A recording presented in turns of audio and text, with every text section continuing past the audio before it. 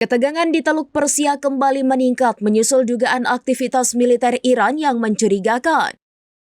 Iran diduga telah memindahkan sekitar 5.000 ranjau laut ke perairan strategis tersebut.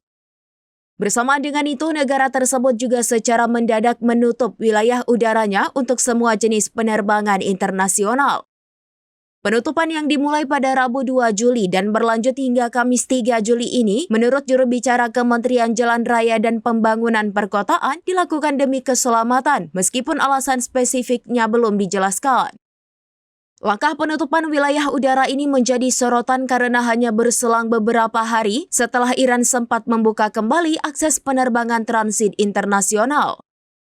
Dugaan pemindahan ranjau laut yang kabarnya terjadi bulan lalu kini memperkuat spekulasi mengenai persiapan militer Iran. Download Tribun X sekarang, menghadirkan lokal menjadi Indonesia.